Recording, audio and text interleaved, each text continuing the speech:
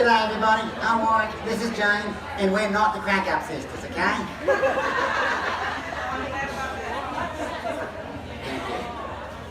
So, welcome to our little talk about anxiety.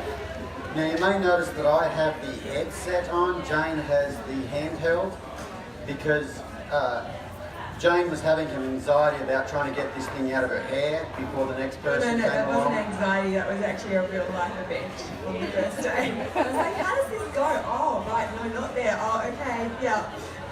I was better prepared to say that. So I said that for a reason, Jane, because anxiety is about thinking about something that's not actually happening. And I was waiting for you to correct me because it was actually happening, wasn't it? Yeah. It was a real thing. Yes. So Jane is the anxiety expert here. I'm along for a little comedic banter. So I'm going to hand it over to you, Jane. Actually, I think this is probably one of the most important co-hosted sessions, because a lot of what I'm presented with in writers that are dealing with anxiety, and anxiety can be a symptomatic behaviour of a lot of different reasons. It could be that you had an injury that you're coming back from, and as a result of that experience you're now experiencing anxiety, or it could be that you are going into a different environment to write and that's giving you anxiety, or you're just finding that there's a generalised feeling of anxiety that's kind of accompanying you on your writing journey all of the time, and all of those are very common situations. But what is always something that we need to pay attention to is what message is the anxiety holding for us, or what message is the fear holding for us, and in the very first instance, is that valid? And what I mean by valid is, are you in a position where you're actually unsafe?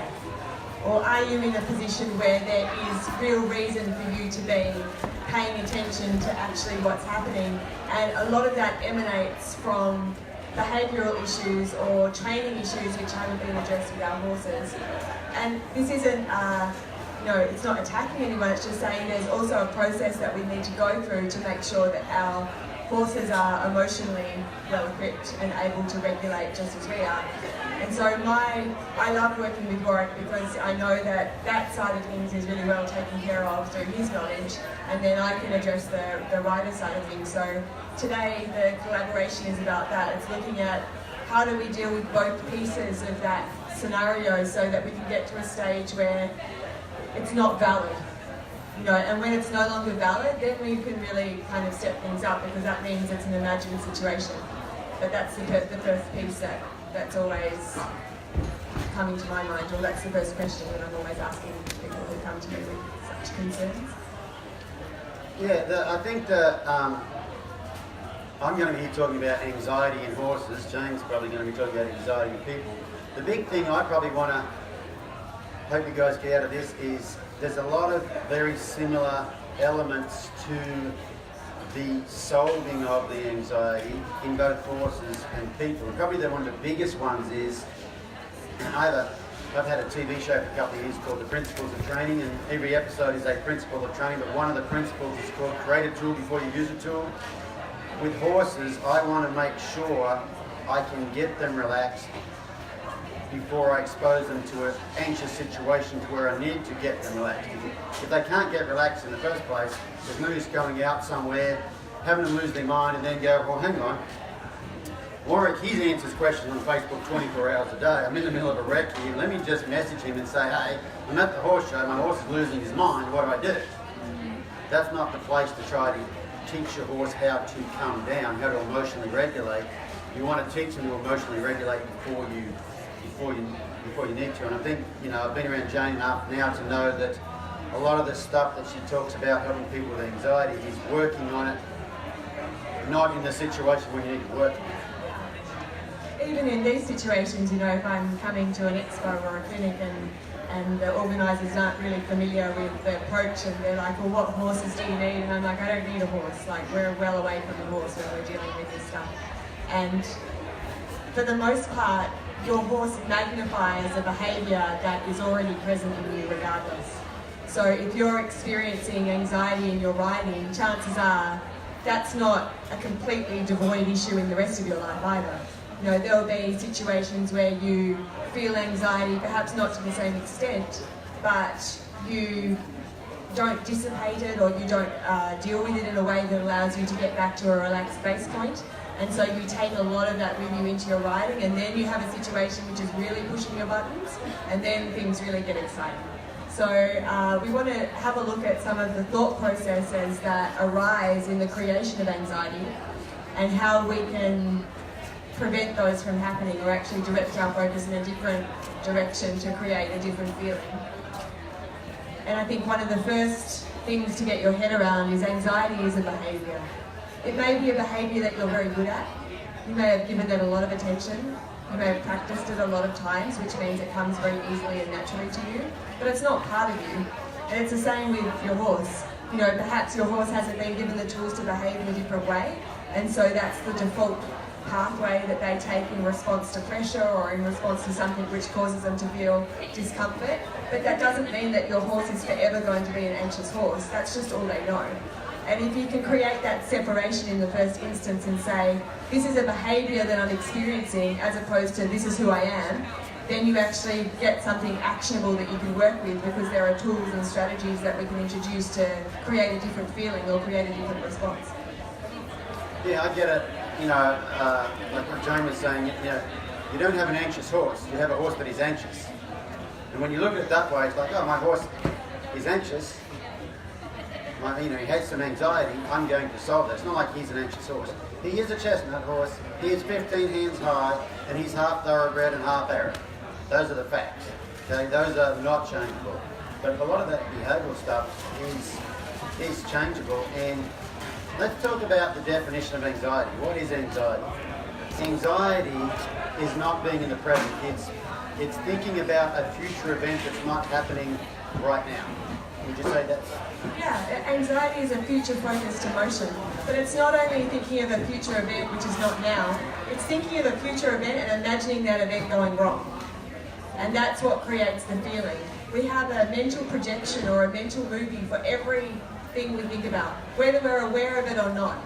And the dissipation of a feeling comes with the understanding that there's a separation or a brief period between you imagining something and experiencing the response. So when you develop a mindfulness, or you get skilled at actually recognizing when your thought processes are taking you in a direction that's not helpful, then you can intercept them and choose in that moment to take them to a different place. But this is a very active process. You know, this is not something, and I talked about this yesterday, I don't know if any of you joined me for the injury talk yesterday, any of you here for that? But yeah, so when I did my hypnosis qualification, I was, we're in situations in the training like Warwick and I are now, and we swap out. So we run through some of the processes together, and then we have them done to ourselves, and we practice being in the reverse position. So I come in as a natural skeptic. I see some of people like myself in the audience that are like, yeah, prove it, come on, let's see what she's got, sort of thing. And so I'm like, okay, I want to know that if I am going to be teaching or using something as part of my practice, that it works. I want to know that it works. I don't want to be saying I can do this and let's do this and not have experienced it myself. So I kind of come in with that attitude, and so Warwick might be talking me through the process, and he's my friend, and this was a real life situation with a friend of mine called Kate. And she was talking me through, and I'm sitting there and I'm thinking, I'm just not feeling it, like nothing's happening, this is not working. And she's working and I'm feeling terrible because she's my friend, and I'm thinking, should I start to fake it? Like, should I pretend I'm like, yes, oh, so relaxed, and like nothing's happening? And I went to talk to the facilitator or the coach afterwards, and I'm like, I'm really sorry, like I didn't feel anything. And she's like, well, you're actively not doing the process. And she was so right. And it was a revelation for me actually in all of my coaching moving forward, because what I was waiting for was something to come from the outside and change me. I was in hypnosis. It was going to come in and I was going to feel a feeling and something was going to change me, and I was like a third party to that event. It doesn't work like that. You have to do the stuff that people tell you to do. You have to actively participate in the process. And with an emotion of any sort, you are actively participating in a process that takes you to that place. So if we do a process today that breaks anxiety and you think it doesn't work, chances are you're not doing it, because if you do it, it works. Do you know what I mean? So this is not like mind games, it's not being fixed, it's not like you waiting for something to feel different. You actually have to identify when this is happening that is not working for you. So when you're creating anxiety, when you're creating fear, and you have to actively do something different. Sounds really obvious, but we don't do it. So my wife and I just got back from the World Equestrian Games, and Jane came along with us, and she's been helping us all here with our mental games. And the week after the World Equestrian Games, we had Robin and Jane had a creating confidence clinic at our house, and something Jane said in that's like, well, that's gold, but she said, you cannot move away from something, you can only move towards something. And I'm like, what in the world is she talking about? And then she said, like this, I don't want you guys to think about a blue tree. And I don't want you to think about a blue tree with a yellow bird in the top right-hand corner. So there's no blue tree, and there's no bird in the top yellow corner. And I want you to think about the green grass at the bottom of the blue tree, the bird. What do you guys think about? Blue tree. You can't not think about something. You only replace it with something else. So you can't move away from the blue tree.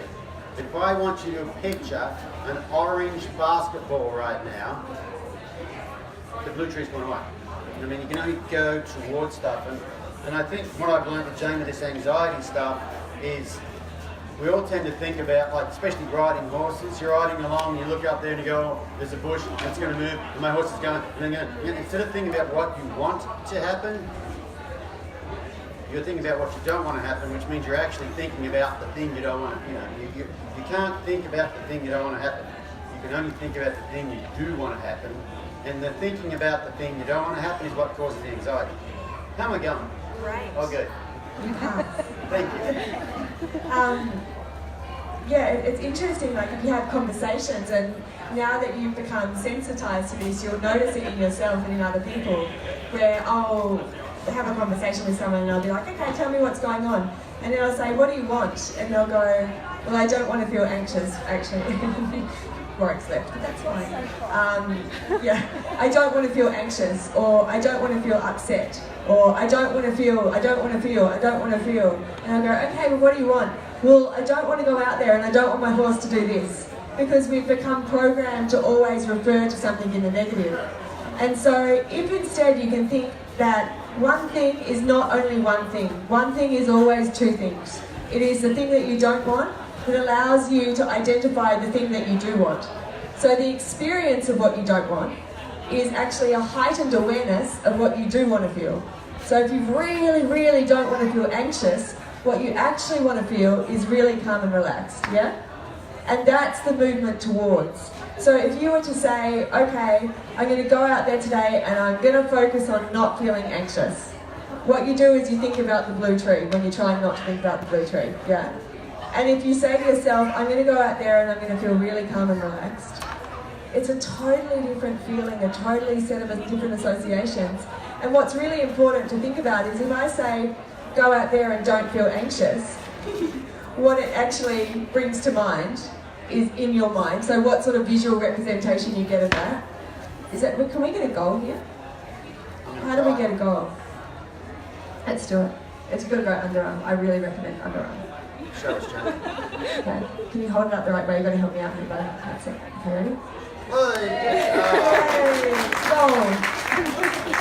You are, dude, awesome. I love that top. That's fantastic. What's his top say? Dude, awesome. Dude, awesome. I had someone walk by the booth the other day and I had to take a picture of their shirt. I'm going to get one of those. This has nothing to do with anxiety, by the way. He might have anxiety if he can't find the shirt. No, I'm going to find it out here in a second. Bear with me. This t-shirt says what, Jane? I'm a lot cooler on the internet. I have to get that shirt.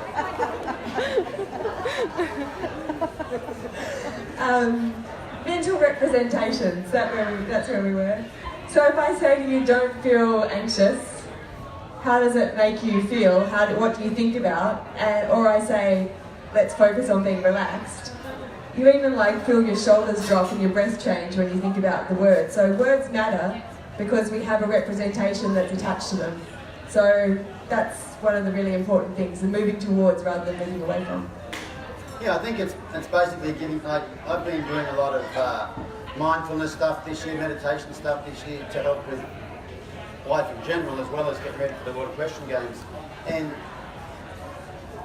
they say, you know, the meditation stuff, the focusing on your breathing stuff, that's really good for people with anxiety because you can't think about two things at once. So if you're focusing on your breathing, you're not focusing on other things. And when we were at the World of Question Games, Jane showed me a yoga breathing technique that she learned in India, I think it was. Is that where you learned that one? And I used it when at the World of Question Games when I got nervous. So I think the day before I competed, there was about 5 times during the day that it, you know, stuff started to get real, and I got like really, really nervous in my tummy. But as soon as I did that, I did this yoga breathing technique, and I'm not going to really I'm going to tell you the technique really quickly, not because you need to know what it is, but it's intricate enough where you can't do it and still think about something else. And it's an alternate nostril breathing technique, and you will half block your right nostril and breathe out your left one, in your left one, out your right one, in your right one, out your left one. But you can't do, I mean, when I first started, I get all mixed up. But the thing about it is, it's something I cannot stay thinking about, getting nervous about, where, yada yada, and do it at the same time. I did it the day before. Oh, sorry, yeah. The one thing about the breath as well, and why it's so important, is that the breath is the only thing that we have that is under both our conscious and unconscious control. So if you forget about breathing, you're still breathed. Yeah, your body still is breathing. And if you think about the breath, it actually brings your focus to one point of attention, because you can relapse back to that normal autonomic control, or you can flip into conscious control. Does that make sense? So it's something that you can really exert a lot of influence over, that is directly tied into our neurology or our nervous system, and it is foolproof. You can't say that it doesn't work for you. It categorically has to work for you, because it has a really intrinsic link between brainwave activity and our nervous system and the breath. They are intimately linked. So the inhalation is linked to the sympathetic nervous system, or that fight and flight response. Exhalation is linked to your parasympathetic nervous system, so relaxation response. And the example I gave yesterday is like, you know, if you see someone going into a boxing round or just about to have a fight, say in the movies, you never see them go.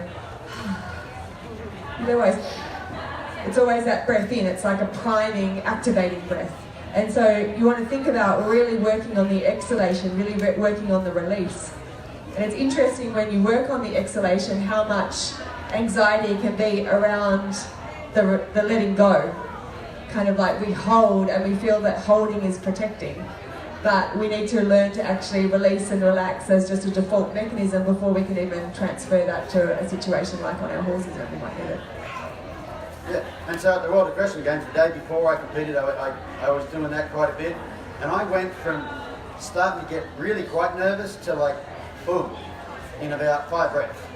And I used it about 5 times that day. I think the next day I may have used it once in the morning before I competed, when I was on my horse in the warm-up arena.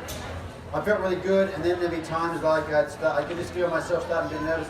Did that, boom, back to like flat line. Like I'm not at the World of Question Games, I'm riding around the paddock. Actually, I'm sitting on the lounge watching the deer, watching the footy. Like, oh, having a deer, watching the footy. I was like completely relaxed. And I think in the past, you know, you get nervous when you compete. That's perfectly normal. But I think in the past, I haven't had anything to interrupt it. You know, and yeah, all it did was interrupt it. It just gave me something to think about that wasn't thinking about the nervous thing. It's you know, all that, you know, mindfulness is the big catchphrase these days or whatever, and all it is, it's about being present in what you're doing. And that is a skill that you have to practice. I've been trying to, you know, practicing the meditating stuff for a while, and initially I couldn't sit still for 10 seconds without thinking about something. And even sitting still was hard. Like just the sitting down to work for 10 minutes a day, that was really hard. Now I can sit down and not feel the need to do anything, and it's getting much easier. I think though the thing to point out is that when we finished WEG, there were lots of questions that came up, especially to Robin and Warwick, like what's the one thing?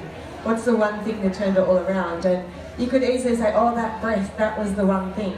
But actually, Warwick was really mentally fit coming up to the event because of everything he did prior. And so he just needed one thing to keep switching him back to being present, and that particular thing for him was really useful at that moment, but only because he'd done everything leading up to it. And so it's the same, and correct me if I'm wrong, with horses. If you've done everything to get them focused, get them relaxed, get them feeling good about themselves, where they're used to the pressure coming on and they can regulate themselves and bring it back down, and you get to an event like this and they're a bit up, and you introduce a little bit of focus, it's enough to bring them back down. But it may not be enough if you haven't done everything prior to be able to, it'll always work to an extent, but it may not work to the extent that it facilitates what you need them to do in the context of where you are. Yeah, at the beginning I said, something that's similar with helping anxiety with horses and anxiety with people is you need to work on it when you don't need it. Okay, I did a lot of work on stuff this year when I didn't need it, and when I was at the Warwick Schiller Games, I needed it and it was there. And it's the same thing with it's a skill you work on. It's the same thing like with horses getting anxious. So one of the things like under saddle that can really help with horses being anxious is just putting a bend in their body. Redirecting your energy, putting a bend in their body and holding that bend. And they've almost got to let go sort of thing. And so I do a lot of either bending your horse to a stop or bending while moving to get that relaxation. Initially, you're probably an uptight horse, they may have to bend them to a stop before they can finally let go of what they're getting worried about. And you'll have to do it a lot, do it a lot, do it a lot. And then when you're cantering, you have to bend them to a stop. But after a while, you're cantering and you can bend them, and as they hit the trot, they relax. You don't have to go all the way back down to the stop. And after a while, you can be cantering and they're a bit uptight, and you put a bend in their body and they can relax. Now you're ready for a trial ride. Because a lot of people go, I'm out on the trial ride, my horse loses his mind, and there's not enough room for me to bend him around in a circle. How do I get him relaxed? Well, you take the tool with you that if you created at home, you should be able to start to put a bend in him, and that's the trigger, then come back down. That was like my little breathing thing at the Warwick Schiller Games. It wasn't the thing. It was the end result of a lot of stuff. If you haven't done anything like that, and then you find yourself, you're walking along one day and if you haven't done any of that work, and then one day you happen to be riding your horse, and as you're riding along, you look up and you're in the warm-up period at the Warwick Schiller Games, you go, how to get here? And then you start getting nervous and you go, what's the one thing you need to do right now? It's too late. There's not a whole lot you can. You can. I imagine the breathing would help. We should talk about rabbits. Rabbits. Yeah. Okay, let's talk about rabbits. So a few years ago, I was in England at a clinic, and this lady said, my horse is crazy. What do you do with crazy horses? And I said, well, what do you mean your horse is crazy? She goes, well, he's not normal. Like, I'll go hacking out, which is what they call trekking in. For those of you that are English, you'll be really impressed by Warwick's accent. Yeah, well, and for those of you watching online here, if you're in another country, trail riding is what we're talking about. Trekking in New Zealand, hacking out in England. I go hacking out with my horse, and I'll be riding along, and a rabbit will... I'm an English girl, my father right now. A rabbit will run out of the grass, out of the wet grass. My horse kind of looks at it, but he doesn't do anything. So we go a bit further, and another rabbit jumps out, and he looks at it, but he doesn't do anything. And we go a bit further, and another rabbit jumps out, and guess what? He doesn't do anything. And I've been hacking out for 2 hours. I've seen 12 rabbits, none of them scared my horse, and then another rabbit who looks just like those other 12 rabbits jumps out of the bushes, and my horse freaks out and spins around and spooks and runs off. Like, he's an idiot. And I said, no, your horse is not an idiot. What happened here was, assuming he was completely relaxed when he left home, he goes along and the rabbit jumps out and startles him. And he's now holding on to 1 rabbit worth of worry. But you can't even see 1 rabbit worth of worry, it's in there. And then he goes a bit further, there's another rabbit worth of worry. And then there's 3 rabbits worth of worry. He's got 4 rabbits worth of worry, and 5. And apparently your horse has a 12 rabbit limit. That's all he can hold in before he loses the plot. Okay? So that last rabbit has nothing to do with it. It's just 1 more rabbit. It's the fact that your horse cannot empty out his rabbits. And so the whole, for me, teaching horses how to not be anxious is teaching how to empty out their rabbits, and James teaches people how to empty out their rabbits. Because if every time, what's supposed to happen when you trail riding, hacking out, trekking, whatever, you're riding along and a rabbit jumps out and you just go, oh, that was a rabbit. It's gone now. And then another rabbit jumps in. There's a rabbit. It's gone now. Okay? He can get himself back down. Oops, sorry. It doesn't matter how many rabbits jump out. It's never going to build up. But that build up of rabbits, that 13th rabbit, is not the problem. It's the fact your horse can't let go of the rabbits. Anybody here ever had a panic attack? Know anybody who's had a panic attack? It starts with a thought. And that thought makes you worry. My part of it, actually, he's stealing my part of it. Hey, I've been around you for a while now. I'm like, I got this, Jane. Okay? I'm going to get a big blonde wig like this. And I'm going to be Jane. Put on a little foundation, make myself a little pale.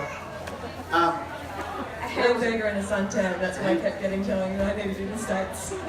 Every time she ordered like rabbit food, I'd say, Jane, you just need a hamburger and a suntan. Where was I going with this? I was telling the Jane bit, but what was the Jane bit? The thought, it starts with the thought. Oh yeah, if you've had a panic attack, it starts with a thought. There's not much of a thought, but it starts with the thought that makes you worried.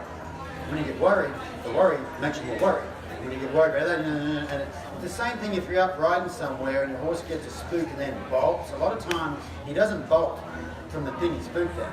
He goes, oh, what's that? Oh, I scared myself. Oh, I scared myself. Oh my God, I'm running. Oh my God. And the runoff has to do with he builds up his own rabbits. And a panic attack is something similar. And it's about being able to break that cycle, that escalation. Getting into Jane words now. Cycle. Huge words. If you're all confused, I understand. Hang on. Getting my inner Jane here. Breaking that cycle is an integral part of preventing the escalation. Jane uses a lot of big words. I can't do it. So just being able to break that cycle, head it off. But it takes a lot of work when you're not worried to head that off. You cannot try to break that cycle when you're having a panic attack. The place not to do it is when you're having trouble. Well, it's like you might be thinking or planning on riding on the weekend, and it's Monday and you're just like making the bed or washing up, and you have a think about the weekend and you go, and it kind of creates a thought in you of that little seed of anxiety that isn't really that much, and then you don't do anything about it. You're like, okay, keep washing, keep making the bed, it's going to be fine. And then later on in the day, you have another thought or someone asks you something about it and you just have another little rise up. And again, it's the same as the rabbit analogy, you're just accumulating rabbits. And then by the time you get to your horse, they're not doing anything, they're just standing there, and it's just like you have this little implosion and it feels like it's too much. Because unconsciously and mentally, you've actually been out there and done the thing that you're getting ready to do already 20, 30, 100 times in your mind, and it's not gone well. And so you wonder why it seems too much when all of a sudden the environment around you is adding its own pressure and just sending you over the edge. So that's where it starts. The seed of the problem starts with the thought. And the thought can be well away from the environment and the situation and your horse and everything that has anything to do with it. But unconsciously, your mind cannot tell the difference between what is real and imagined. This is how we create the future in a good way. This is how we bring the past forward. This is how we project and have feelings that are completely disassociated to the moment. So that if I'm sitting here and I'm going, okay, each of you tomorrow you're going to get on a horse, you're going to do the cross-country derby out there, we're going to film it, it's going to go on social media, there is no option to say no, you'll be like, ooh. And you feel the feeling, even though right now there's nothing associated to that. Me also, like derby? Start with the 30 centimeters? Yeah, but you see what I mean. Like the situation doesn't have to be present for you to have the feeling, because you've taken yourself to that place. I did it yesterday. Yeah. We're going to Queenstown during next week, and they have a big thing down there called the shot over swing. Anybody know what that is? Yeah. Yeah, Vicky Wilson tells me you've got to do the shot over swing, and there's like 6 different ways you can do it, and they're rated in stained undies. Like there's a 1 stained undie one, there's a 2 stained undie one. She goes, you've got to do the 6 stained undie one. So your hands are tied behind your back, and you've got to look at your feet and jump sideways. That's the 6 stained undie one. I think I stained my undies just hearing about it. Okay? But it wasn't happening, but I was getting the feeling. And this morning I looked it up online and just looked at the video. I'm not there, I'm looking at the video, but I start getting the whole, I didn't feel good. One stayed at the video, 2 stayed at the thought. Yeah, exactly. So worried. I'm Okay. sitting here right now and I'm like, oh, I have a horse. and he's really spooky, and riding around he feels quite tight and hasn't done anything much, but I really want to take him out, and I feel nervous about riding him. So where would I start? What would I do if I was to look to create relaxation in my horse? Where would be the start point? For me personally, the start point would be even before you catch him. I've been working a lot of stuff, in the last couple of years I've been working a lot of stuff that really starts to take into the tiniest little things horses do. Horses are really, really good at conveying messages to it, and we're not real good at seeing them. And one that I've been working on a lot lately, in the last couple of years, because we had a horse that was that way. And you guys, if you've got a really anxious sort of a horse, I think this is your horse we're talking about this one, wasn't it? When you approach your horse, if your horse ever turns his head away from you slightly, but his eyes turn more than his head, okay, so let's say this flag here is my horse's eyes, where he's looking, okay?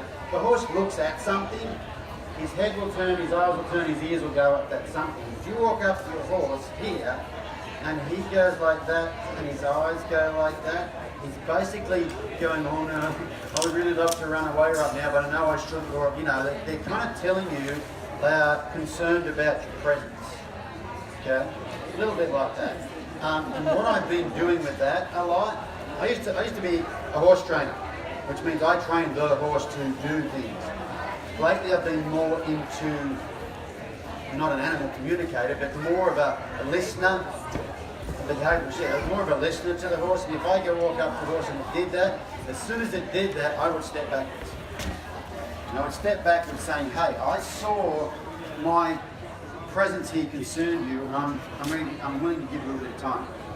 And you're not teaching the horse to do anything. You're not telling him anything except the fact, I saw that, I'm listening, I understand your concern. I know that sounds like really obscure when you're talking about your horse spooking when you're riding it, but for me, horses give us so much information, and a lot of times we don't see it. Okay, and if you're at that point you don't see it yet, don't beat yourself up, because wherever you are, I've been there, everybody's been there, and so if you're not at that point yet, that's no big deal. But as you get further along and you really start to notice little things, I found that noticing little things like that means I have to train less, because it's more about building a relationship with a horse, more about, I think a lot of problems we have with the horses is because we weren't listening to the little things. The big old, whatever happens is because we weren't listening to their subtlety, so they had to get a lot louder. And so I listen to a lot more of that. But that's where you hear, it just happened out of the blue. Yeah, it never happens out of the blue. But your question really was like, what would I do if, so I'll give you a scenario. A few years ago in Australia at a horse expo, I had a lady from a magazine. She said, can we do an interview? So it was like an online podcast thing. Can we do an interview? And I said, sure. She said, okay, so a lot of our readers and listeners are like middle-aged ladies getting back into riding, and we noticed that a lot of your videos are retraining dangerous horses. They buck, they bolt, they spook, they rear, so we know you do a lot of groundwork, stuff like that, but the riding part, when you get to the riding part, you're getting on a horse, and this is a bucking horse, a rearing horse, a bolting horse, a spooking horse, whatever.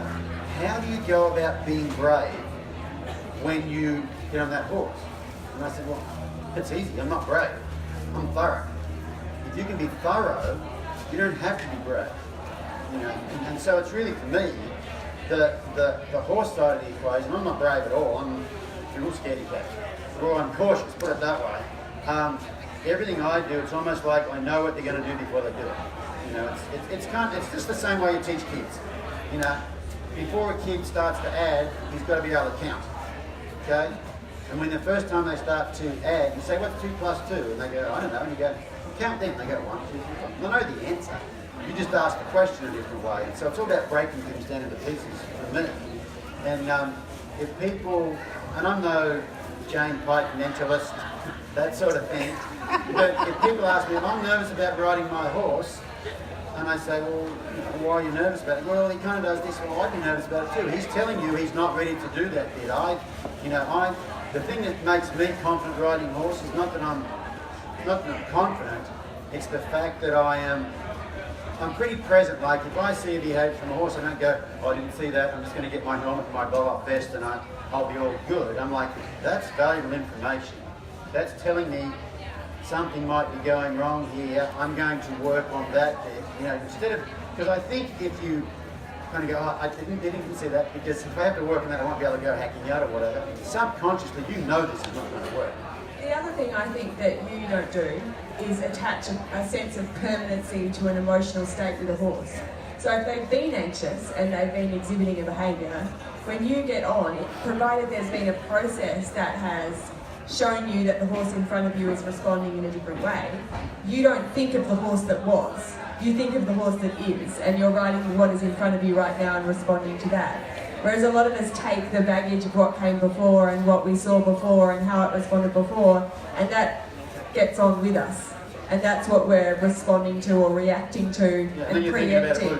Yeah. Before, you know, and that's not actually realistic to what it is we're actually dealing with now, but we create it through the patterns that we Yeah, and I don't attach the labels to horses like this horse is an anxious horse, a spooky horse, whatever, because if they were like that, I'd be out of business. Because if a horse is, this horse barks and that's all he ever does, this horse spooks, that's all he ever does, I can't change it. He's not a spooky horse. There are things that are causing him to be spooky. People aren't anxious people, there are things that are causing them to be anxious. Yeah. So, anxiety-wise, if you were to think about that process with our horses, and I was to have a similar question to the one that I made up for Warwick about people, how do we stop anxiety? The way that I think about it is it's like a formula. Any emotional state that we're operating from is like a formula, and it's made of 3 different components. So I think of it like a triangle. On one side we have your focus, on the other side we have your self-talk or your internal dialogue, and on the third angle we have our physiology or our body. And those 3 things are interconnected, they feed in with each other. So let's pretend that in order for us to experience anxiety, we had to have a count of 3. It had to equal 3. So our focus equaled 1, our self-talk equaled 1, and our physiology equaled 1, and those 3 together equals 3. So in order to create anxiety, our mind has to go to a future focused place where we are bringing to life in our mind the worst case scenario. So maybe I am a demo rider at Equidays and I'm thinking about being in Warwick Schiller's round pen. I'm thinking about me riding at my horses, looking at everything on the sidelines, and maybe he's getting really tense and he's going to spook, maybe he's going to rear, and I feel all those feelings in my gut of that coming to life. So that's 1. That's my focus has gone in that direction. My self-talk comes to the party and goes, oh my God, I wish I never applied for this. What am I going to do here? If I just fall off right now, there's going to be all these people. It's going to go on social media. I know that person over there. She's going to tag me in the post on Facebook, and maybe but if I hurt myself, what would my kids do? Which hospital would I be taken to? Do I have health insurance? I don't have the health insurance. And where's my horse going to go? Who's going to take him home? He's really hard to load. Like, I don't know how to get him on. And this is how it goes, isn't Excuse me, it? Miss Jane. Yes. Is that self-talk or is that focus? It's both, because they feed into each other. So where it is that mental imagery is gone has created the conversation. And then physiologically we respond as if that's happening now. So our unconscious mind doesn't have an understanding of past, it doesn't have an understanding of future. It only understands right now. So if what you're seeing in your mind is in either of those places, but you would add enough sensory information, like what am I seeing, what am I hearing, how am I feeling, it goes, it's happening right now. We're going to give her that feeling in her gut like she's going to be sick. She's going to get a little bit clammy, she's going to feel nervous, maybe she'll start to get a bit shaky, she feels like she's going to cry, she gets hot in her face, because right now, unconsciously, that's happening, okay? So that's a physiological response. So that equals 3, yeah?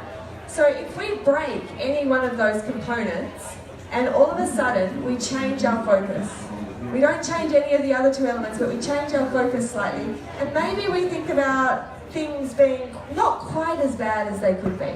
So maybe not super confident, super amazing, but what if it's okay and he starts to relax in there? And then that equals 2. We no longer have a super confident framework, but we are moving away from anxiety because it can no longer equal 3. Does that make sense?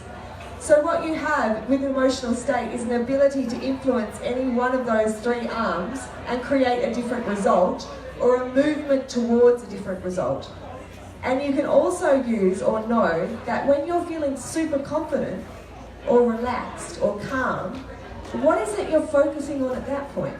So if you can think of a time in your life where you feel really confident. For instance, a really common situation is you're really anxious, you experience anxiety when you're writing, but at work, you're totally on top of it.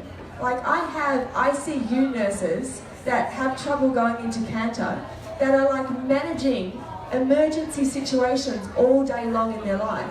And I'm like, you have the confident thing nailed, you just don't know it.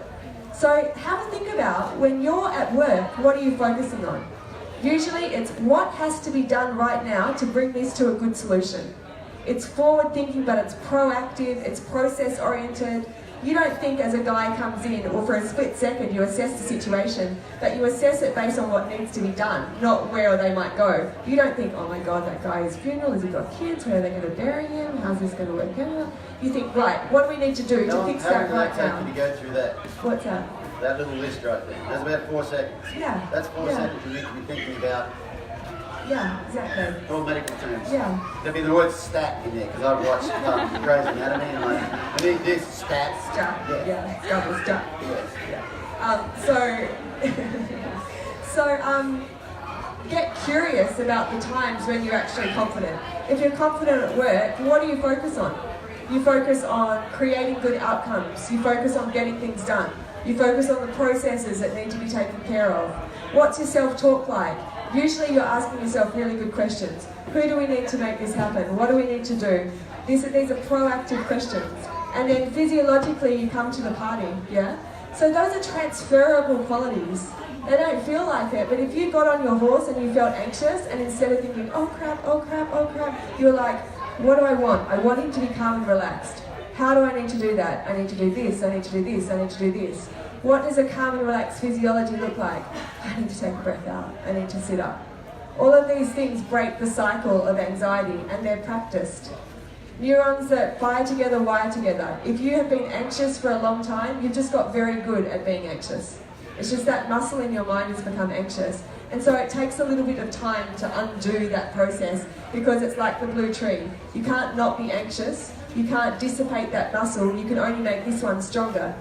And so in the beginning you might have an oak tree of an anxiety muscle and a sapling of a confidence muscle. But if you stop watering that tree and start watering this tree, over time this one will grow until it's bigger. It's just what you give attention to. And that's the actively doing process. It's also the part of the process where you feel like it's not working. Where it's like, I still feel anxious or I still feel this way. Warwick at the World Equestrian Games still felt anxious, but he'd watered this tree so much that it was easy for him to divert his focus back to that, and that's what we want to get to. It's not that you never feel those emotions, it's just that your identification of what comes up happens really fast because you've honed your attention in that area, and you're easily able to intercept the pattern and introduce a different result. Yeah, for me, with like people when they have questions about their horses or they're really worried about what their horse is doing, they say, tell me the facts. Okay, because one I hear a lot, I tell you what, I did a clinic in Western Australia and my clinics are subscriber only clinics. So I've got a big online video library and my clinics are like an additional benefit to subscribing. So instead of trying to give everybody all the information when they come to the clinic, they do all the homework at home. They do all the work, they've been through all the stuff, they know the stuff. When they come to the clinic, I help them in areas they're struggling. And so a few years ago, I did a clinic and at lunch in the morning, they said, oh, someone's horse got hurt, can't be in the afternoon group, and this lady from down the road can't. And I said, is she a subscriber? And they said, no, she's not. I said, no, no. And yes, no. And I kept saying, no, I don't want this lady in the clinic. Not because I don't want her, but she's going to hold everybody else back, sort of thing, you know. And my loyalty is to the subscribers. And finally they begged and begged and begged, and I said, okay, she can come in, but she's the last person I'm going to get to. Sorry, that's just the way it's going to be. Okay, everybody else has signed up a long time ago, they've been subscribers, they've been loyal followers, whatever. I said, I'm going to get to her when I get to her. So just have her come in and she can do whatever she wants to do. Anyway, she comes in and she stands over in the corner with a horse. And so I'm not paying any attention to her because I've got these other people to help. But I usually get quite a few trendsetters at my clinics, and I'm teaching away, helping people, whatever. And finally, this one lady up the back stands up. She goes, "I need to say something." I'm like, "What?" She says, "You need to do something about that over there," which is the lady in the corner. I'm like, "What's going on?" She goes, that horse. That horse." I said, "What?" She goes, "That horse is rearing up." I'm like, "Is it?" She goes, "Yes." I said, "Okay, let's go over and have a look." "Excuse me, I'm going to go over and have a look." So I said, "What's going on?" She goes, "Well, I'm going to ask my horse to go. I'm going to ask my horse to go. He rears up." And I watched her, and he does, you know. So I went back to the lady up the back. I said, "Can I ask you a question?" And she said, "Yeah, sure." And she said, "What?" And I said, "Would you have felt the need to interrupt me if that lady was over there trying to get a horse to go and he wouldn't go and he just stood there? Just was standing there, like, just ignoring her." And she said, "Oh, no." And I said, "Do you realise that rearing up is standing still on two legs, not four? That's all he's doing. He is standing in the same place he's standing before, he's just now upright. But he's rearing up." I said, "So, do you know anything about geometry? Go think about this." I'm going to show you a whole thing here. My flag, how close is it to that fence right there? Pretty close? Now, if my flag rears up, is it closer or further away? It's further away. Closer, further away. Yeah. Far. Okay? If you look at the facts of what was going on, this horse was standing still and his body was further away from him. That's all that was going on. This lady up the back wasn't looking at the facts. She was creating scenarios. Horse rears up. What if I was riding that horse and it reared up? And I fell off. And I went to the hospital and she made something out of this that it wasn't. It was a horse who was standing still, further away from the lady where was standing when she asked. That's really, if you think about a horse doing that in that scenario, he is not doing anything scary. He's actually, she's more safe than she was before. He's further away. She's not going to get run over. I had a lady go, well, not this scenario, it was a different clinic. I had a lady ask me, she goes, "What do you do?" Well, you know, like horse rears up, she's like, what if he lands on you when he rears up? I said, "Well, what I tend not to do is when a horse rears up, I try not to run over and lay down where his front feet." And if I can do that, I'm pretty sure it's not going to land on me. She goes, No, but my horse rears up and he comes at me." I said, "Does he?" She said, "Yes." And I said, "So I think what's actually going on, does your horse lead?" She goes, "Oh, I can lead him." Okay, what I think goes on is your horse rears up and you go, "Ah!" and step away from that and you lead him forward.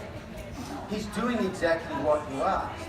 The fact is he's not rearing up and coming to you. He's standing on two hind legs, and when he did, you asked him to come for a walk. And you paint this picture, this big scenario on your head about what it is. And I mean, sometimes a horse will rear up and come at you, okay? But most of the time I hear those things like, "Oh, my horse reared up, what do I do?" A horse rearing up when you're standing on the ground is not a big deal. Now, is it a big deal when you're on him? Yes. But if he's rearing up when you're on the ground, I'm not going to get on him yet. I'm going to wait till that thing's gone. But a lot of people really tie a big story to a horse rearing on the ground because they immediately picture, "Well, I'm going to ride him one day, and when he rears when I'm riding, then, Hey, if he's rearing when you're doing ground, you're asking him to do something on the ground, you're not ready to ride him. You're not going to ride him knowing that's going to happen. You're going to make sure that's gone. There are no facts involved in any of that. You know, the horse is standing still on his hind legs. But you don't see that. You concoct a story to it, and that's what makes it all the anxiety. Does that make sense there? Really just think about the facts. What is my horse doing? Nothing, but he might. And then, what is he doing right now? He's standing still. But there's what is he doing? You know, just try to stick to the facts. I mean, I'm no mentalist Jane Pike, but from my point of view, the facts will help you a lot. Accurate, totally accurate. We do something called the 3 Ps, which are like the hallmarks of pessimism. We take something that is temporary and we make it permanent. So we have a ride or we watch something, and instead of seeing it as something that is changeable and going to, you know, be remedied through training or whatever, we go, "He's always going to do that," or "He always has done that." We use words that are very generalised. We make it personal. It's about us. It means him doing that means he doesn't like me. You know, I'm not good enough, I'm not a good horse trainer, I was never good enough to do this. This is part of the narrative. And we make it pervasive, which means that maybe we have like a training session outside at 9 a.m. on a Monday morning and it doesn't go the way that we planned, and then we put the horse away and we come inside and our husband goes, how did that go? What's wrong? For the whole day you take the energy of that experience and you bring it forward. So that's the hallmarks of pessimism: permanent, pervasive and personal.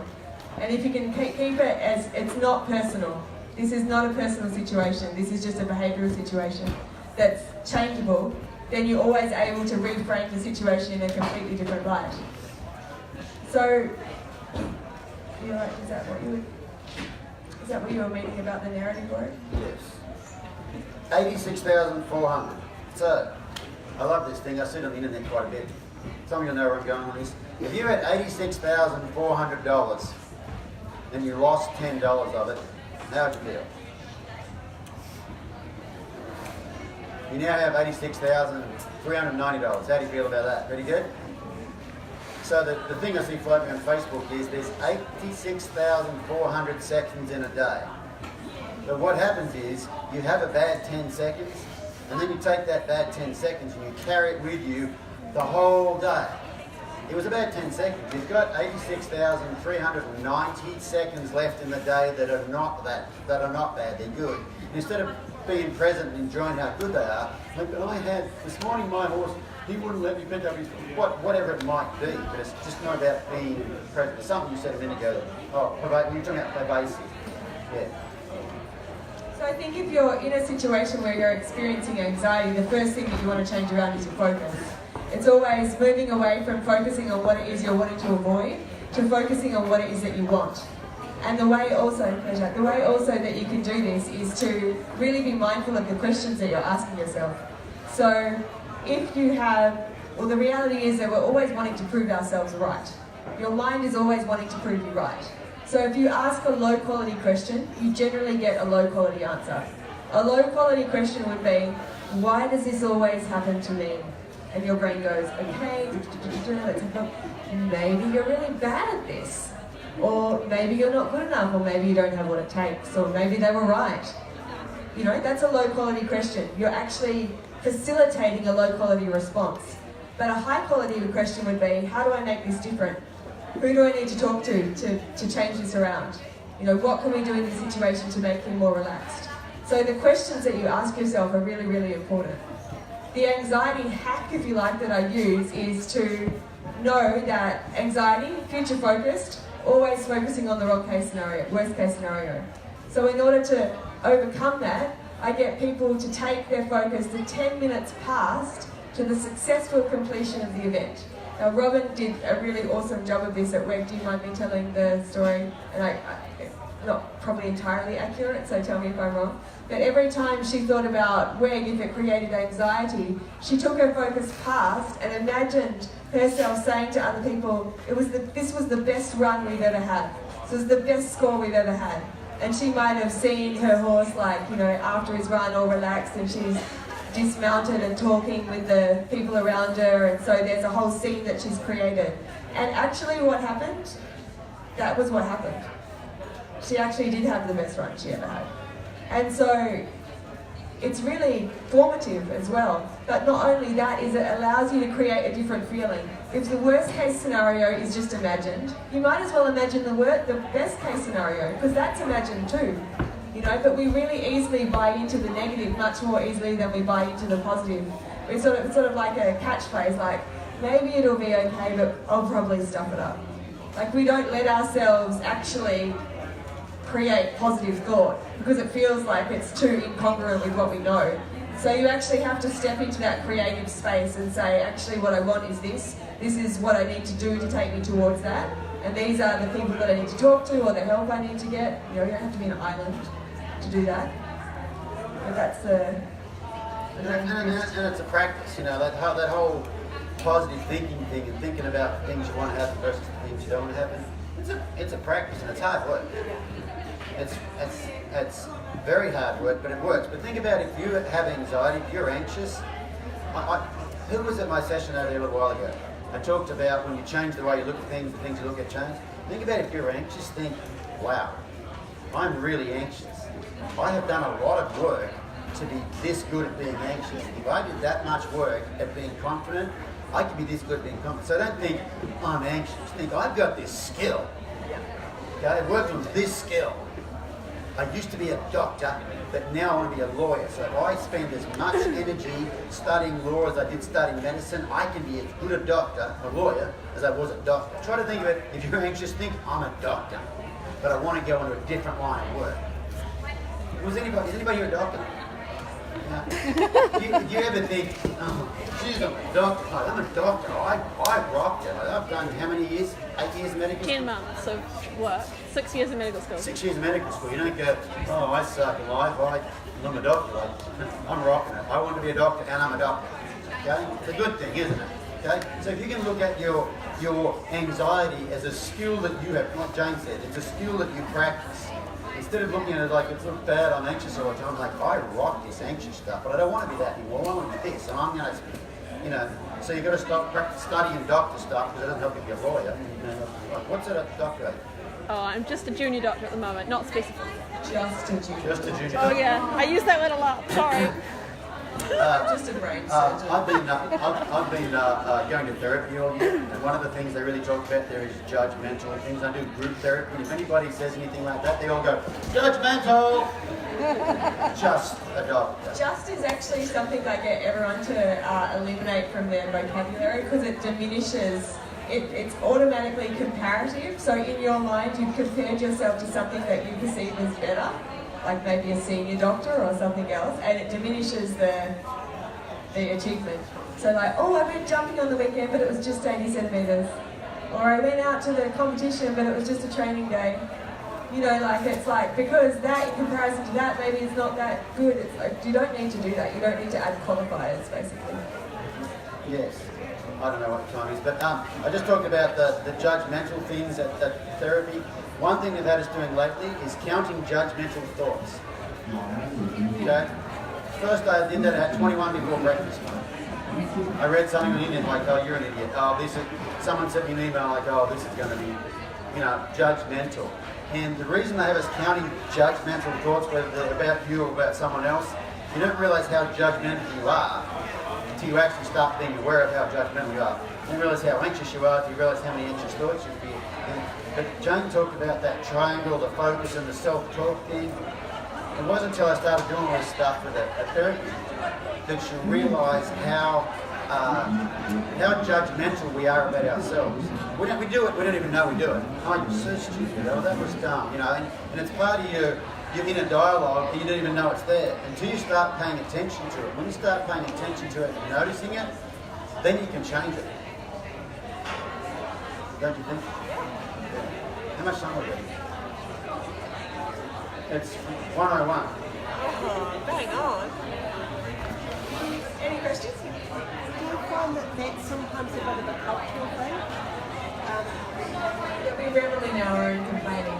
There's camaraderie in things going wrong. Yeah. Yeah. Definitely. I know there's people across the board that do it, but do you find that there tends to be avoiding the tall poppy syndrome? No. Yes. Is it a cultural thing? Yes. Yes. Yeah, and so the question was about is it a cultural thing? And then you went to tall poppy syndrome.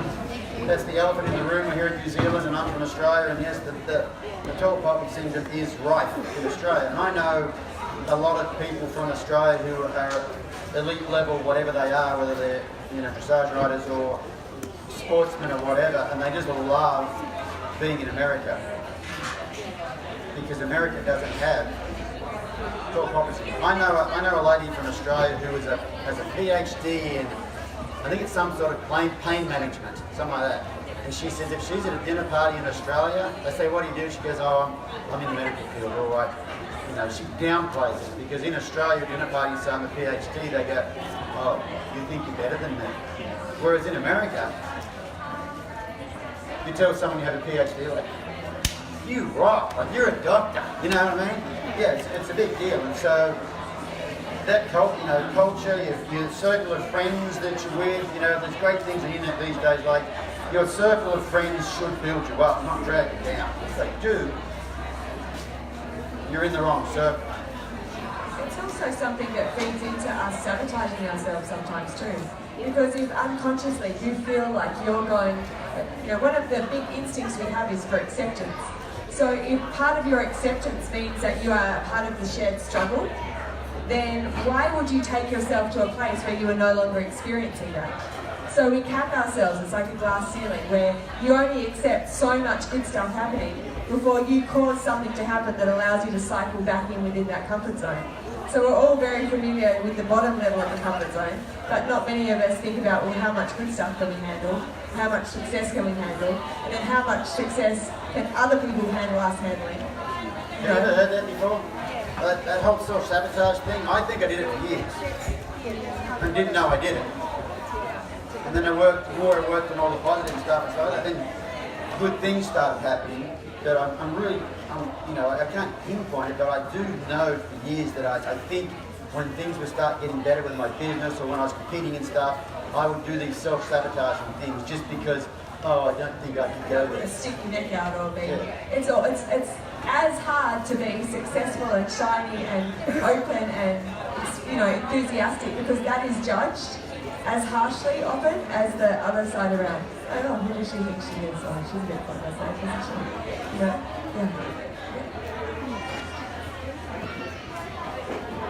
Let's take the mic.